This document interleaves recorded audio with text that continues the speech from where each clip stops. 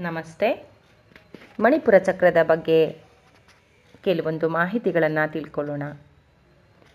ಈ ಚಕ್ರವು ನಾಭಿಯ 2 ಇಂಚು ಮೇಲ್ಭಾಗದಲ್ಲಿದೆ.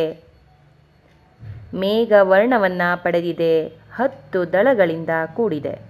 ಈ ದಳಗಳು ಡ, ಢ, ಣ, ತ, ಥ, ದ, ಧ, ನ, ಪ, ಫ ಗಳೆಂಬ 10 ಮಾತೃಕಾ ವರ್ಣಗಳಿಂದ ಕೂಡಿವೆ.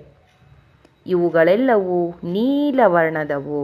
ಲಜ್ಜ, ಪಿಶುನತೆ, ಈರ್ಷೆ, ಸುಷುಪ್ತಿ, ವಿಷಾದ, ಕಷಾಯ, ತೃಷ್ಣ, ಮೋಹ, ಘೃಣ ಮತ್ತು ಭಯ ಎಂಬ 10 ಗುಣಗಳು ಈ ದಳಗಳಲ್ಲಿವೆ. ಮಣಿಪುರದ ಕೇಂದ್ರದಲ್ಲಿ ತ್ರಿಕೋಣಾಕಾರದ ಅಗ್ನಿಸ್ಥಳವಿದೆ.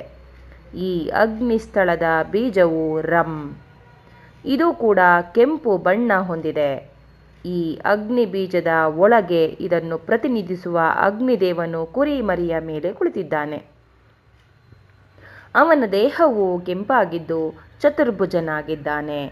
ಅಗ್ನಿದೇವನ ತೊಡೆಯ ಮೇಲೆ ವ್ಯಾಘ್ರ ಚರ್ಮದ ಮೇಲೆ ಕುಳಿತಿರುವ ವಿಲಯಕಾರಿ ರುದ್ರನಿದ್ದಾನೆ. ಬೂದಿಯನ್ನು ಲೇಪಿಸಿಕೊಂಡಿರುವ ಆತನ ಮೈಬಣ್ಣವು ಸಿಂಧೂರವಾಗಿದೆ.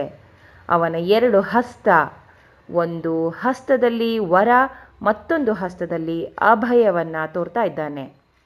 ಆತನ ತೊಡೆಯ ಮೇಲೆ ಅವನ ಶಕ್ತಿಶಾಲಿಯಾದ ಲಾಕಿಣಿ ಇದ್ದಾಳೆ. ಆಕೆಯು ವಿವಿಧಾಭರಣಭೂಷಿತೆಯಾಗಿದ್ದು ಹಳದಿಯ ವಸ್ತ್ರವನ್ನು ಧರಿಸಿದ್ದಾಳೆ. ಚತುರ್ಭುಜೆಯಾದ ಅವಳ ಮೈಬಣ್ಣವೂ ಕೂಡ ಸಿಂಧೂರವಾಗಿದೆ. ಈ ಚಕ್ರದ ಮೇಲೆ ಧ್ಯಾನಿಸಿದರೆ ಆರೋಗ್ಯ, ಐಶ್ವರ್ಯಾದಿಗಳು ಲಭಿಸುತ್ತವೆ. ಕೆಲವೊಂದು ಸಲ ನಾಶ ಮಾಡಬಲ್ಲಂತಹ ಸಾಮರ್ಥ್ಯಗಳನ್ನು ಕೂಡ ಈ ಚಕ್ರದ ಮೇಲೆ ಧ್ಯಾನ ಮಾಡುವುದರಿಂದ ಪಡೆದುಕೊಳ್ಳಬಹುದು. ನಮಸ್ಕಾರ.